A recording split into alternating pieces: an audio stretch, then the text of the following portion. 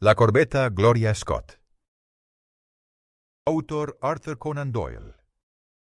«Tengo unos papeles aquí», dijo mi amigo Sherlock Holmes, mientras nos sentábamos una noche de invierno a cada lado del fuego, que creo, Watson, que te valdrá la pena hojear. Estos son los documentos del extraordinario caso de la Gloria Scott, y este es el mensaje que dejó al juez de paz Trevor paralizado de horror al leerlo. Había sacado de un cajón un pequeño cilindro ennegrecido, y deshaciendo la cinta, me entregó una breve nota garabateada en medio folio de papel gris pizarra. «El suministro de caza para Londres está subiendo constantemente», decía. «Se cree que al encargado principal, Hudson, se le ha ordenado recibir todos los pedidos de papel trampa para moscas y de conservación de la vida de tu gallo faisán». Al levantar la vista tras leer este enigmático mensaje, vi a Holmes soltar una risa contenida al observar la expresión de asombro en mi rostro. «Te veo un poco desconcertado», dijo. «No logro entender cómo un mensaje así puede inspirar horror. Me parece más grotesco que otra cosa. Muy probablemente. Sin embargo, el hecho es que el lector, que era un robusto y apuesto anciano, se desplomó de un golpe, como si le hubieran dado con la culata de una pistola. Has despertado mi curiosidad», dije. «Pero, ¿por qué dijiste hace un momento que había razones muy particulares por las que debía estudiar este caso? Porque fue el primero en el que estuve involucrado. Había intentado en muchas ocasiones extraer de mi compañero aquello que primero inclinó su mente hacia la investigación criminal, pero nunca lo había pillado en un humor tan comunicativo. Ahora se inclinó hacia adelante en ese sillón y dispuso los documentos sobre sus rodillas. Luego encendió su pipa y se sentó un rato fumando y pasándolos una y otra vez por las manos. «¿Nunca te hablé de Víctor Trevor?», preguntó. «Fue el único amigo que hice durante los 2 años que estuve en el colegio. Yo nunca fui un tipo muy sociable, Watson. Siempre algo aficionado a deambular en mis habitaciones y a idear mis propios métodos de pensamiento, por lo que casi no me relacioné con los muchachos de mi edad. La esgrima y el boxeo no me llamaban para nada la atención atlética, y además mi línea de estudios era muy distinta a la de los demás, de modo que no teníamos nada en común. Trevor fue el único hombre que conocí, y eso solo por el accidente de que su bulldog terrier se adhiriera a mi tobillo una mañana mientras me dirigía a la capilla. Fue una forma prosaica de entablar amistad, pero resultó eficaz. Estuve mal por 10 días, pero Trevor solía venir a preguntar por mí. Al principio era solo un minutero saludo, pero pronto sus visitas se alargaron, y antes de acabar el curso nos hicimos muy buenos amigos. Era un tipo vigoroso, de sangre caliente, lleno de energía, todo lo opuesto a mí en muchos aspectos, pero compartíamos algunos intereses, y fue un vínculo de unión el descubrir que él estaba tan desamparado como yo. Finalmente me invitó a su casa paterna en Donithorpe, en Norfolk, y acepté su hospitalidad por un mes de las largas vacaciones. El viejo Trevor era evidentemente un hombre de cierta fortuna y consideración, un J.P. y terrateniente. Donithorpe es un pequeño caserío al norte de Langmere, en el país de los Broads. La casa era un edificio de ladrillo de corte antiguo, amplio, con vigas de roble, y una bonita avenida flanqueada de cal que conducía hasta ella. Había una excelente caza de patos silvestres en los pantanos, una pesca sorprendentemente buena, una pequeña pero selecta biblioteca, que según me contó, había sido heredada de un antiguo ocupante, y un cocinero bastante competente, de modo que era un sitio en el que se podía pasar un mes agradable, para un hombre exigente. Trevor Senior era viudo, y mi amigo, su único hijo. Se había tenido una hija, oí decir, pero había muerto de difteria durante una visita a Birmingham. El padre me interesaba sobremanera. Era un hombre de escasa cultura, pero con una considerable fuerza ruda, tanto física como mental. Apenas conocía de libros, pero había viajado mucho, visto gran parte del mundo, y recordaba todo lo aprendido. En persona era un hombre fornido y macizo, con una cresta de pelo canoso, un rostro moreno y curtido por el tiempo, y unos ojos azules tan penetrantes que rayaban en la ferocidad. Sin embargo, gozaba de fama por su bondad y caridad en el campo, y se le reconocía por la clemencia de sus sentencias desde el estrado. Una tarde, poco después de mi llegada, estábamos sentados con una copa de oporto tras la cena, cuando el joven Trevor empezó a hablar de esos hábitos de observación e inferencia que ya había configurado en un sistema, aunque aún no había comprendido el papel que iban a jugar en mi vida. El anciano evidentemente pensó que su hijo exageraba al describir 1 o 2 trucos triviales que yo había realizado. «Anda, señor Holmes», dijo riendo con buena voluntad. «Soy un excelente sujeto, si de mí puedes deducir algo». «Temo que no hay mucho», respondí. «Podría sugerir que has andado temeroso de algún ataque personal en el último año». La risa se desvaneció de sus labios y me miró con gran sorpresa. «Bueno, es verdad», dijo. «¿Sabes, Víctor?», dirigiéndose a su hijo, «cuando desmantelamos aquella banda de furtivos, juraron apuñalarnos, y el señor Edward Hawley fue incluso agredido.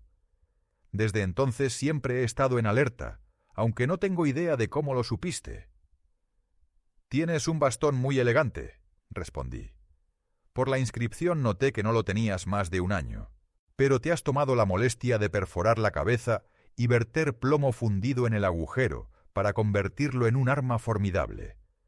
Argumenté que no tomarías tales precauciones a no ser que tuvieras algún peligro que temer». «¿Algo más?», preguntó sonriendo. «Boxeaste bastante en tu juventud». «Bien visto. ¿Cómo lo supiste? ¿Acaso se te ha desviado un poco la nariz?» «No», dije. «Son tus orejas. Tienen ese aplanamiento y engrosamiento característico del hombre que boxea». «¿Algo más?» «Te has ganado mucho excavando por culpa de tus callosidades». «Todo mi dinero lo hice en los campos del oro. ¿Has estado en Nueva Zelanda?» «Exacto». «¿Has visitado Japón?» «Completamente cierto». «Y has estado muy íntimamente ligado a alguien cuyas iniciales eran J.A., a quien luego te mostraste ansioso por olvidar por completo». El señor Trevor se levantó lentamente. Fijó sus grandes ojos azules en mí con una mirada extrañamente salvaje, y luego se desplomó, con la cara entre las cáscaras de nuez que decoraban el mantel, en un desmayo repentino. Podéis imaginar, Watson, lo impactados que quedamos tanto su hijo como yo. Sin embargo, el ataque no duró mucho, pues al desabrocharle el cuello y esparcir el agua de uno de los vasos sobre su cara, soltó unos jadeos y se incorporó. «Ah, muchachos», dijo forzando una sonrisa, «espero no haberles asustado. Por más fuerte que parezca, hay un punto débil en mi corazón, y no se necesita mucho para derribarme. No sé cómo lo haces, señor Holmes, pero me parece que todos los detectives, tanto de hechos como de fantasía, serían niños a tus manos. Esa es tu vocación, señor, y puedes confiar en la palabra de un hombre que ha visto algo del mundo». Y esa recomendación, con la exagerada estima de mi habilidad con la que la precedió, fue, si me creéis, Watson, la primera vez que sentí que se podía hacer de esta profesión algo más que un mero pasatiempo. En ese momento, sin embargo, estaba demasiado preocupado por la repentina enfermedad de mi anfitrión como para pensar en otra cosa. «Espero no haber dicho nada que te cause pena, ¿verdad?», pregunté. «Bueno, ciertamente has tocado un punto delicado. ¿Puedo preguntarte cómo sabes y cuánto sabes?». Ahora habló en tono medio en broma, pero aún se asomaba un destello de terror en lo profundo de sus ojos. «Es algo de lo más simple», dije. «Cuando descubriste tu brazo para sacar ese pez al bote, vi que en el codo había tatuadas las siglas J.A. Las letras seguían legibles, pero era muy claro por su aspecto borroso y por la mancha en la piel circundante que se había intentado borrarlas. Quedó patente, pues, que aquellas iniciales te eran muy familiares, y que después habías querido olvidarlas». «¡Qué ojo tienes!», exclamó, soltando un suspiro de alivio. «Es tal y como dices, pero no hablemos de ello. De todos los fantasmas, los de nuestros viejos amores son los peores. Ven a la sala de billar y toma un cigarro tranquilo». Desde aquel día, a pesar de su cordialidad, siempre se notó en el modo de actuar del señor Trevor cierta sospecha hacia mí. Incluso su hijo lo comentó. «Le has dado tal vuelta al gobernador», dijo, que ya nunca sabrá bien qué es lo que sabes y qué no. No quiso mostrarlo, estoy seguro, pero era tan patente en su mente que se notaba en cada acción. Finalmente llegué a estar tan convencido de que le causaba molestia que decidí acortar mi visita. Sin embargo, ese mismo día, antes de marcharme, ocurrió un suceso que resultó ser importante más adelante. Estábamos sentados en el césped, en sillas de jardín, los tres, tomando el sol y admirando la vista de los Broads, cuando una criada salió a decirnos que había un hombre en la puerta que quería ver al señor Trevor. «¿Cómo se llama?», preguntó mi anfitrión. No quiso darme su nombre. «¿Qué quiere, entonces?». «Dice que lo conoce y que solo desea unos instantes de conversación». «Háblelo por aquí». Al instante apareció un pequeño tipo encorvado, con un aspecto arrugado y un andar tambaleante. Vestía una chaqueta abierta, con una mancha de alquitrán en la manga, una camisa a cuadros en rojo y negro, pantalones de peto y unas botas pesadas muy desgastadas. Su cara era delgada, morena y astuta, con una sonrisa perpetua que dejaba ver una hilera irregular de dientes amarillos, y sus manos arrugadas estaban medio cerradas, de un modo característico de los marineros. Al cruzar el césped de forma encorvada, oí al señor Trevor emitir un ruido parecido a un hipo en la garganta, y saltando de su silla corrió hacia la casa. Volvió en un instante, y al pasar junto a mí desprendía un fuerte hedor a brandy. «Bueno, hombre», dijo, «¿en qué puedo servirte?».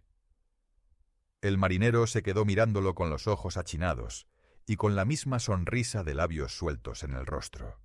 «¿No me conoce?», preguntó. «Vaya, caramba, debe ser Hudson», dijo el señor Trevor con tono sorprendido. «Es Hudson, señor. Hace más de 30 años que no le veía. Aquí está usted en su casa, y yo sigo sacando mi carne salada del tonel de arnés». «Ay, ya verás que yo no he olvidado los viejos tiempos», exclamó el señor Trevor, y acercándose al marinero, dijo algo en voz baja. «Vete a la cocina», continuó en voz alta, «y allí encontrarás comida y bebida. No tengo duda de que te conseguiré un puesto». «Gracias, señor», dijo el marinero, apartándose un mechón de la frente. «Vengo de un viaje de 2 años en un tráiler de 8 nudos con escasa tripulación, y necesito un descanso. Pensé en conseguirlo, o con el señor Beddoes o con usted». «Ah», exclamó Trevor. «¿Sabe usted dónde está el señor Beddoes?» «Dios le bendiga, señor.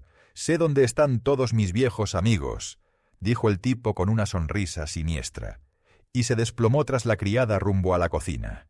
El señor Trevor murmuró algo acerca de haber sido compañero de barco del hombre cuando se dirigía de regreso a las minas, y luego, dejándonos en el césped, entró en la casa. 1 hora más tarde, al entrar, lo encontramos desplomado, completamente ebrio, sobre el sofá del comedor. Todo el incidente dejó en mí una impresión muy desagradable, y al día siguiente no me dolió dejar atrás Donnythorpe, pues sentí que mi presencia era causa de vergüenza para mi amigo. Todo esto ocurrió durante el primer mes de las largas vacaciones. Subí a mis aposentos en Londres, donde pasé 7 semanas realizando algunos experimentos de química orgánica. Un día, sin embargo, cuando el otoño estaba avanzado y las vacaciones a punto de concluir, recibí un telegrama de mi amigo suplicándome que regresara a Donnythorpe y diciendo que necesitaba enormemente mi consejo y asistencia. Por supuesto, lo dejé todo y volví hacia el norte una vez más. Me encontró en la estación con el coche de perro, y a simple vista noté que los 2 últimos meses le habían sido muy duros.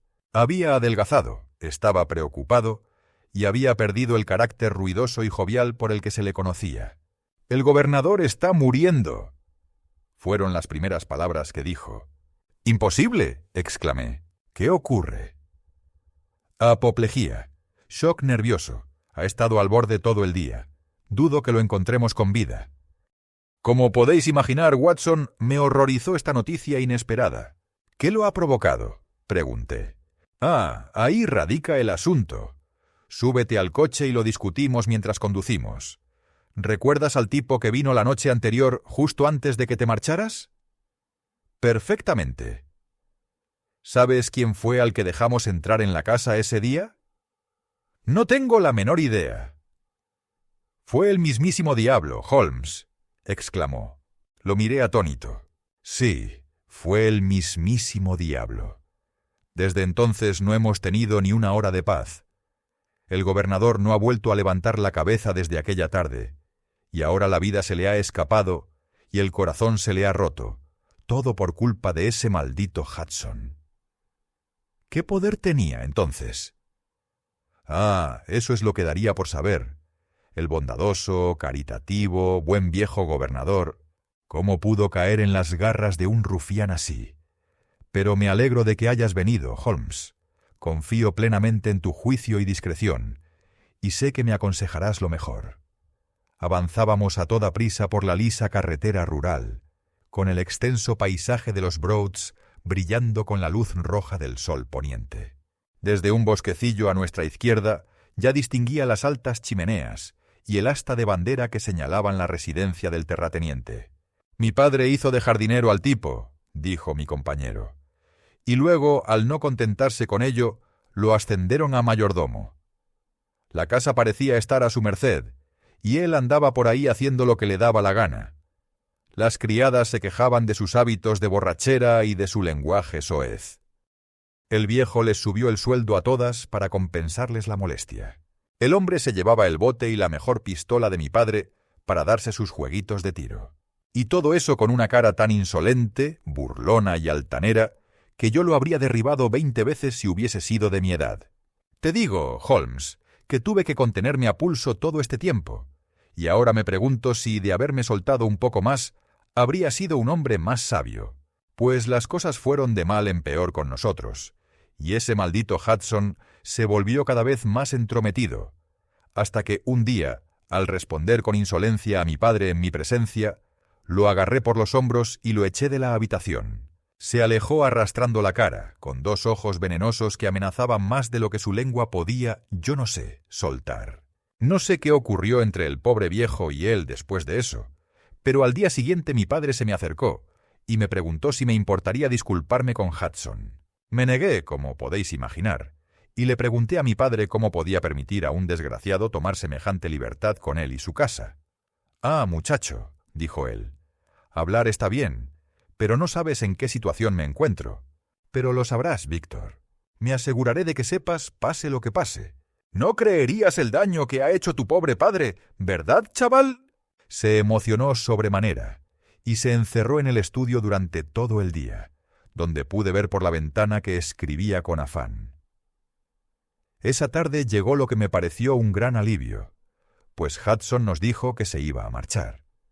Entró al comedor mientras estábamos sentados después de cenar y anunció su decisión con la voz espesa de un medio borracho. «Ya he tenido suficiente de Norfolk», dijo. «Me bajaré hasta ver al señor Beddoes en Hampshire. Seguro que él estará tan contento de verme como ustedes, me atrevo a decir».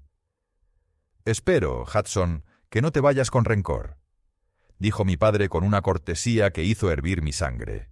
«Aún no he tenido mi disculpa», respondió él malhumorado, echando un vistazo en mi dirección. «Víctor, tendrás que reconocer que has tratado a este buen hombre de forma bastante brusca», dijo el viejo, dirigiéndose a mí. «Al contrario, creo que ambos hemos mostrado una paciencia extraordinaria con él», contesté. «Ah, sí, sí, verdad, ¿eh?», gruñó. «Muy bien, colega, ya veremos». Salió encorvado de la habitación, y media hora después abandonó la casa, dejando a mi padre en un estado de nerviosismo lamentable. Noche tras noche lo oí pasearse por su habitación, y justo cuando parecía recobrar la confianza, el golpe final llegó. «¿Y cómo?», pregunté ansiosamente. «De la manera más extraordinaria. Ayer por la tarde llegó una carta para mi padre, con el matasellos de Fordingbridge. Al leerla, mi padre se tapó la cabeza con ambas manos y empezó a dar vueltas por la habitación como un hombre que ha perdido el juicio. Cuando finalmente logré sentarlo en el sofá, vi que su boca y sus párpados estaban contraídos hacia un lado, y comprendí que había sufrido un derrame. El doctor Fordham acudió enseguida. Lo pusimos en cama, pero la parálisis se ha extendido. No ha mostrado señales de recobrar la conciencia, y creo que difícilmente lo encontraremos con vida. «Me horroriza, Trevor», exclamé. ¿Qué podría haber en esa carta para causar semejante efecto? Nada. Ahí reside la parte inexplicable de todo. El mensaje era absurdo y trivial. ¡Ay, Dios mío! Es justamente lo que temía. Mientras hablaba, llegamos a la curva de la avenida, y a la luz menguante vi que todas las persianas de la casa estaban corridas. ¿Recobró la conciencia? Por un instante, antes del final. ¿Algún mensaje para mí? Solo que los papeles estaban en el cajón trasero del gabinete japonés. Mi amigo subió con el doctor a la cámara de la muerte, mientras yo me quedé en el estudio, dándole vueltas a todo el asunto, sintiéndome tan sombrío como nunca en mi vida. ¿Cuál fue el pasado de este Trevor, boxeador, viajero y buscador de oro, y cómo se puso en manos de ese marinero de rostro corrosivo? Además, ¿por qué se desmayaba al oír alusión a las iniciales medio borradas en su brazo y moría de susto al recibir una carta de Fordingbridge? Entonces recordé que Fordingbridge está en Hampshire, y que ese tal señor Beddoes, a quien el marinero había ido a visitar y presumiblemente extorsionar, también se mencionó como residente de Hampshire. La carta, pues, podría provenir de Hudson, el marinero, diciendo que había revelado el secreto culpable, o bien de Beddoes, advirtiendo a un viejo cómplice que se avecinaba una traición. Hasta aquí parecía claro. Pero ¿cómo podía ser que esa carta resultara trivial y grotesca, como la describía el hijo? Debe haberla leído mal. Si es así, ha de tratarse de uno de esos ingeniosos códigos secretos que significan una cosa mientras aparentan significar otra. Debo ver esa carta. Si en ella hubiera un significado oculto, estoy seguro de que lo extraería. Durante 1 hora estuve meditando en la penumbra sobre ella, hasta que por fin una criada llorosa trajo una lámpara, y justo detrás de ella apareció mi amigo Trevor, pálido pero sereno, con esos mismos papeles que ahora reposan sobre mi rodilla, aferrados a sus manos. Se sentó frente a mí, acercó la lámpara al borde de la mesa y me entregó una breve nota garabateada, como veis, en una sola hoja de papel gris. «El suministro de caza para Londres está subiendo constantemente», decía. «Se cree que al encargado principal, Hudson, se le ha ordenado recibir todos los pedidos de papel trampa para moscas y de conservación de la vida de tu gallo faisán». Seguro que mi rostro se mostró tan desconcertado como el tuyo cuando por primera vez leí ese mensaje. Entonces lo releí con sumo cuidado. Evidentemente era, como había pensado, y debía haber un significado secreto enterrado en esa extraña combinación de palabras. O podría ser que hubiera un significado preestablecido a frases como papel trampa para moscas y gallo faisán. Tal significado sería arbitrario y no se podría deducir de ningún modo. Y sin embargo, me rehusaba a creer que fuera así, y la presencia de la palabra Hudson parecía indicar que el asunto del mensaje era, como yo había adivinado, y que provenía de Beddoes y no del marinero. Lo intenté al revés, pero la combinación vida faisán gallo no era alentadora. Luego probé con palabras alternas, pero ni el depara ni suministro caza Londres prometían arrojar luz sobre el asunto. Y en un instante, la clave del enigma estuvo en mis manos, y vi que cada tercera palabra, empezando por la primera, daría un mensaje que bien podría haber sumido al viejo Trevor en la desesperación. Era corto y conciso, la advertencia, tal como se la leía a mi compañero ahora. El juego se acabó. Hudson lo ha dicho todo. Corre por tu vida. Víctor Trevor hundió la cara entre las manos temblorosas. Supongo que debe ser eso. Esto es peor que la muerte, pues significa también desgracia. Pero, ¿qué significan encargados y gallo faisán? No significan nada en el mensaje, pero podrían significar mucho para nosotros si no tuviésemos otro modo de descubrir al remitente. Ve que ha empezado escribiendo el juego sé y así sucesivamente. Luego, para cumplir con el cifrado preestablecido, tuvo que rellenar con 2 palabras cualesquiera en cada hueco. Naturalmente usaría las primeras palabras que se le ocurrieran, y si tantas de ellas tienen relación con el deporte, puedes estar bastante seguro de que es o un apasionado tirador o un aficionado a la cría. ¿Sabes algo de ese Beddoes? Ahora que lo mencionas, dijo él, Recuerdo que mi pobre padre solía tener una invitación de él para ir a cazar en sus reservas cada otoño. Entonces, sin duda, es de él de quien procede la nota, dije. Solo nos queda averiguar cuál era ese secreto que el marinero Hudson parece tener sobre estos dos hombres tan ricos y respetados. «Ay, Holmes, temo que se trata de uno de pecado y vergüenza», exclamó mi amigo. «Pero de ti no tendré secretos. Aquí tienes la declaración que mi padre redactó cuando supo que el peligro procedente de Hudson era inminente. La encontré en el gabinete japonés, como él le dijo al doctor. Tómala y léemela, que yo no tengo la fuerza ni el valor para hacerlo yo mismo. Estos son, Watson, los mismos papeles que me entregó, y se los leeré como los leí aquella noche en el viejo estudio. Están rubricados en el exterior, como veis. Algunos detalles del viaje del bergantín Gloria Scott, desde su salida de Falmouth el 8 de octubre de 1855 hasta su destrucción en N. Lat. 15 di novembre. W. Long. 25 de 14, el 6 de noviembre. Está en forma de carta y se lee así. Querido, querido hijo, ahora que la inminente deshonra empieza a oscurecer los últimos años de mi vida, puedo escribir con toda verdad y honradez que no es el terror de la ley, ni la pérdida de mi posición en el condado, ni mi caída a los ojos de quienes me han conocido, lo que me hiere el corazón, sino la idea de que llegues a avergonzarte de mí, tú que me amas y que espero jamás hayas tenido motivo de hacerme otro juicio que el de respetarme. Mas si cayere el golpe que siempre pende sobre mí, desearía que leyeras esto, para que sepas por mí mismo hasta qué punto he sido culpable. En cambio, si todo transcurre bien, que Dios Todopoderoso lo quiera, y por alguna casualidad este papel se encontrase aún sin destruir y llegase a tus manos, te conjuro, por todo lo que consideras sagrado, por la memoria de tu querida madre y por el amor que nos unió, a arrojarlo al fuego y a no volver a pensar en él jamás. Si entonces tus ojos continúan leyendo estas líneas, sabré que ya me habrán descubierto y sacado de mi hogar, o como es más probable, porque bien sabes que mi corazón es débil, por yacer con mi lengua sellada para siempre en la muerte. En cualquier caso, ha pasado el tiempo de la represión, y cada palabra que te digo es la pura verdad, y lo juro con la esperanza de obtener clemencia. Mi nombre, querido muchacho, no es Trevor. Yo fui James Armitage en mi juventud, y ahora entenderás el sobresalto que me dio, hace unas semanas, que tu amigo de la universidad se dirigiera a mí con palabras que parecían insinuar que había descubierto mi secreto. Como Armitage fue con quien entré en una casa bancaria en Londres, y como Armitage fui condenado por infringir las leyes de mi país y sentenciado a la transportación. No me juzgues severamente, chiquillo.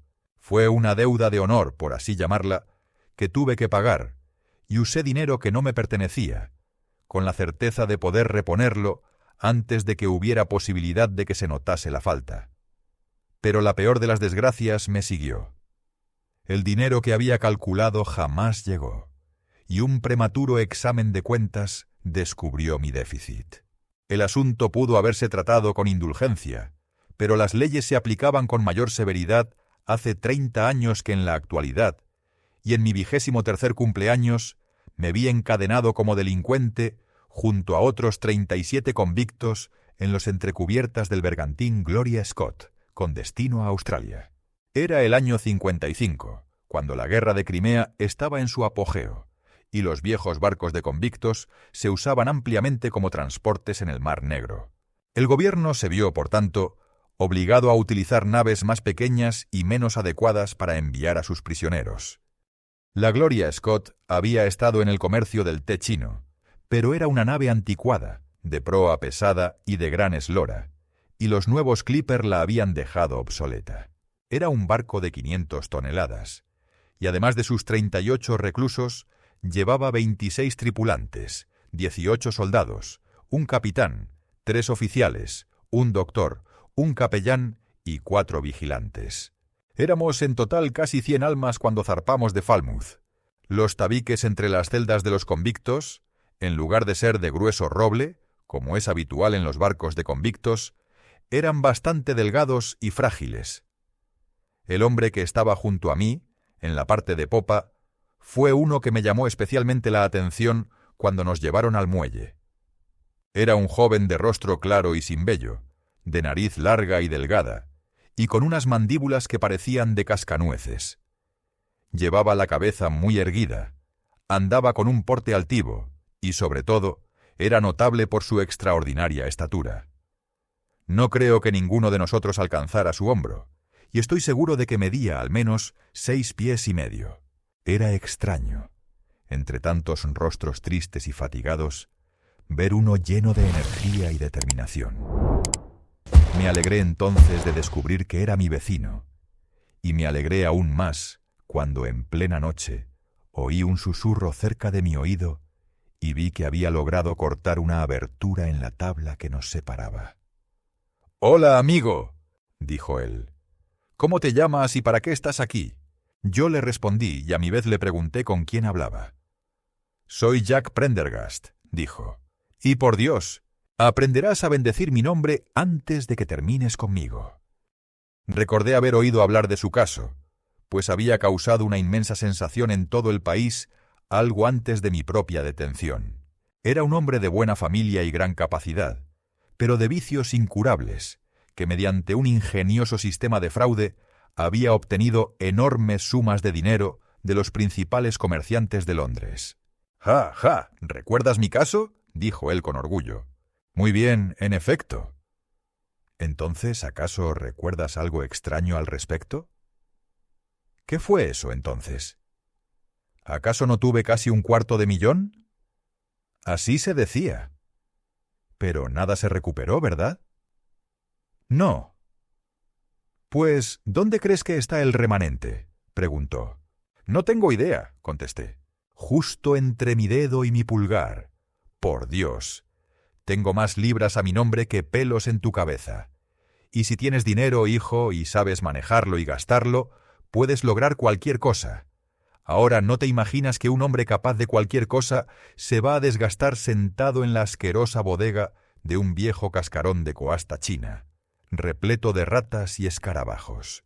No, señor, ese hombre se cuidará a sí mismo y cuidará a sus amigos. Puedes apostarlo».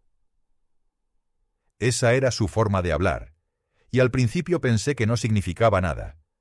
Pero después de un rato, cuando me examinó y me hizo jurar solemnemente de todas las maneras, me dejó entender que en verdad había un complot para apoderarse de la nave. 1 docena de los prisioneros lo habían tramado antes de abordar. Prendergast era el líder, y su dinero era la fuerza motriz. «Yo tenía un socio», dijo él, «un hombre de verdad, tan fiel como una barraca a un tonel. Tiene sus dotes, sí, y adivina dónde está en este momento. Pues es el capellán de este barco, nada menos». Subió a bordo con un abrigo negro, con sus papeles en regla, y con dinero suficiente en su arca para comprarlo desde la quilla hasta el mástil mayor. La tripulación es suya, cuerpo y alma. Podría comprarlos a un precio increíble con un descuento en efectivo, y lo hizo incluso antes de que ellos se incorporaran. Tiene a 2 de los vigilantes y a Merer, el segundo oficial, y se llevaría al propio capitán si lo considerase valioso. «¿Y qué haremos entonces?», pregunté. «¿Qué crees tú?», dijo él. «Le haremos teñir los abrigos de algunos de esos soldados de un rojo más vivo que nunca el sastre». «Pero están armados», dije. «Y nosotros también lo estaremos, chico. Tenemos un par de pistolas para cada uno de nosotros. Y si no podemos apoderarnos de este barco, con la tripulación de nuestra parte, es hora de que todos seamos enviados a un internado de señoritas jóvenes. Habla esta noche con tu vecino de la izquierda y averigua si se le puede confiar». Lo hice, y descubrí que mi otro vecino era un joven en circunstancias similares a las mías, cuyo delito había sido la falsificación. Se llamaba Evans, pero luego cambió de nombre, al igual que yo, y hoy es un hombre rico y próspero en el sur de Inglaterra. Se mostró dispuesto a unirse a la conspiración, siendo el único medio para salvarnos, y antes de cruzar la bahía solo quedaban 2 prisioneros ajenos al secreto. Uno de ellos era de mente débil, y no nos atrevimos a confiar en él. El otro sufría de ictericia y no podía ser de utilidad. Desde el principio Realmente no había nada que impidiese que tomáramos posesión del barco. La tripulación era un grupo de rufianes, seleccionados especialmente para el trabajo. El falso capellán entraba a nuestras celdas para exhortarnos, llevando una bolsa negra que se suponía estaba llena de panfletos, y venía tan a menudo que al tercer día cada uno tuvimos, escondidos al pie de nuestras camas, una lima, un par de pistolas, una libra de pólvora y 20 perdigones. 2 de los vigilantes eran agentes de Prendergast. El segundo oficial era su mano derecha. El capitán, los 2 oficiales, 2 vigilantes, el teniente Martin, sus 18 soldados, el doctor, eran todo lo que teníamos en contra. Sin embargo, seguros como estábamos, decidimos no escatimar en precauciones, planear nuestro ataque repentino por la noche. Llegó, no obstante, más rápido de lo que esperábamos, y de esta manera. Una tarde, aproximadamente la tercera semana después de zarpar, el doctor bajó a ver a uno de los prisioneros que estaba enfermo. Al poner su mano en el fondo de su litera, palpó la silueta de unas pistolas. Si hubiera guardado silencio, quizás habría arruinado todo. Pero era un chico nervioso, así que dio un grito de sorpresa, palideció tanto, que el hombre supo enseguida lo que pasaba y lo sujetó. Lo amordazaron antes de que pudiera dar la alarma y lo ataron a la cama. Había desbloqueado la puerta que conducía a la cubierta y entramos a toda prisa. Los 2 centinelas fueron abatidos, y también un cabo que salió corriendo a ver qué ocurría. Había otros 2 soldados en la puerta del salón de estado, y sus mosquetes parecían no estar cargados, pues nunca dispararon contra nosotros. Fueron abatidos mientras trataban de fijar sus bayonetas.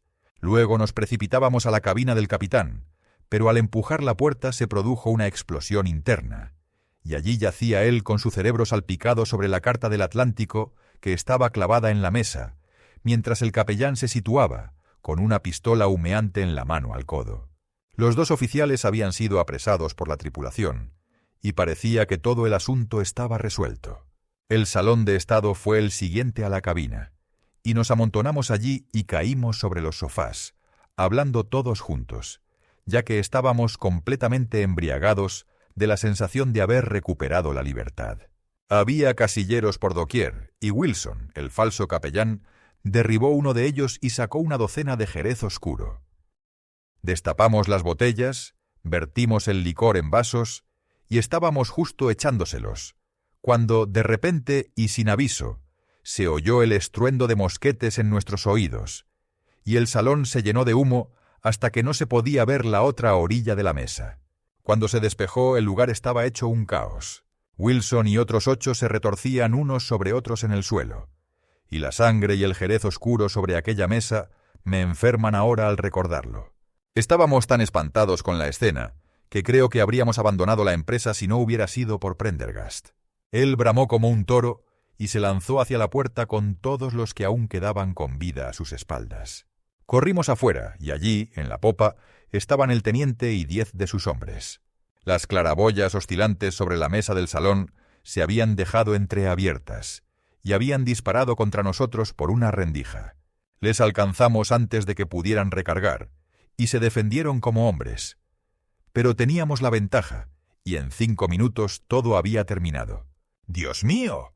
Jamás se vio un matadero como el de aquel barco. Prendergast era como un demonio furioso, y recogía a los soldados como si fueran niños, lanzándolos por la borda, vivos o muertos. Hubo un sargento que fue terriblemente herido, y sin embargo, siguió nadando durante un tiempo sorprendente, hasta que alguien, por compasión, le hizo explotar el cerebro. Cuando la lucha acabó, no quedó de nuestros enemigos nadie, salvo únicamente los vigilantes, los oficiales y el doctor. Sobre ellos surgió la gran disputa. Hubo muchos de nosotros que, aunque felices de haber recuperado la libertad, no queríamos tener la sangre de la muerte en nuestras almas. Era una cosa derribar a los soldados con sus mosquetes en mano, y otra diferente ver cómo mataban a la gente a sangre fría. 8 de nosotros, 5 convictos y 3 marineros, dijimos que no lo permitiríamos. Pero Prendergast y sus secuaces no se dejaban mover. Nuestra única esperanza de salvación residía en hacer el asunto de manera limpia, dijo. No dejar a nadie con lengua capaz de acusarnos en un juicio. Casi acabamos compartiendo el mismo destino que los prisioneros, pero finalmente dijo que si lo deseábamos, podríamos coger un bote e irnos. Saltamos ante la oferta, pues ya estábamos hartos de aquellas sedientas matanzas. Vimos que habría más antes de que terminara. Nos dieron un traje de marinero a cada uno, un barril de agua, 2 toneles, uno de madera ajada, otro de galletas, una brújula. Prendergast nos arrojó sobre una carta náutica. Nos dijo que éramos marineros naufragados cuyo barco había naufragado en Lat. 15 grados y long, 25 grados oeste, y luego cortó la vela, nos dejó ir. Ahora llego a la parte más sorprendente de mi relato, querido hijo. Los marineros habían llevado el bauprés hacia atrás durante la marea, pero al separarnos de ellos lo volvieron a colocar recto. Como soplaba una brisa leve del norte del este, el bergantín empezó a alejarse lentamente de nosotros. Nuestro bote se mecían sobre las largas lisas olas, y Evans, yo, siendo los más educados del grupo, estábamos sentados en las lonas, calculando nuestra posición, planeando a qué costa dirigirnos. Era una cuestión interesante, ya que las islas de Cabo Verde estaban a unos 500 millas al norte, la costa africana a unos 700 al este. En conjunto, como el viento venía del norte, pensamos que Sierra Leona podría ser lo mejor. Giramos en esa dirección, siendo el bergantín en ese momento casi de proa a estribor. De repente, al mirarlo, una densa nube negra de humo se elevaba de él, colgando monstruoso en el horizonte.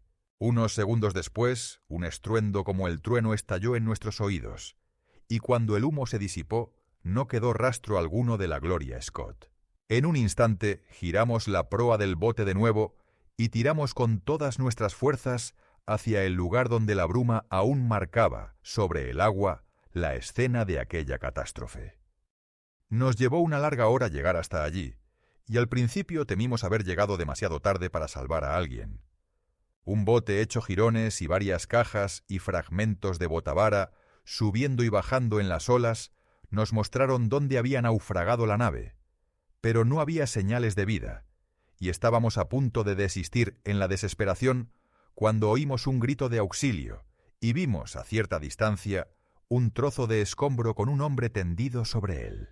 Al sacarlo al bote, resultó ser un joven marinero llamado Hudson, tan quemado y exhausto que no pudo explicarnos lo sucedido hasta la mañana siguiente. Parecía que, después de habernos marchado, Prendergast y su banda habían procedido a ejecutar a los 5 prisioneros restantes. Los 2 vigilantes fueron fusilados y arrojados por la borda, y lo mismo ocurrió con el tercer oficial. Prendergast descendió a los entrecubiertas y con sus propias manos degolló al infortunado cirujano. Solo quedó el primer oficial, un hombre audaz y activo. Cuando vio al convicto acercarse con el cuchillo ensangrentado en la mano, se zafó de sus ataduras, de las cuales, de alguna manera, había logrado aflojarlas, y corriendo por la cubierta, se zambulló en la bodega de popa.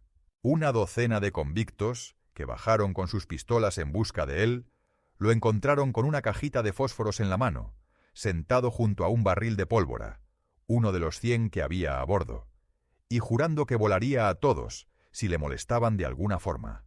Un instante después ocurrió la explosión, aunque Hudson creyó que fue causada por la bala desviada de uno de los convictos, y no por el fósforo del primer oficial. Sea cual fuere la causa, supuso el fin de la Gloria Scott y de la chusma que la había tomado por mando.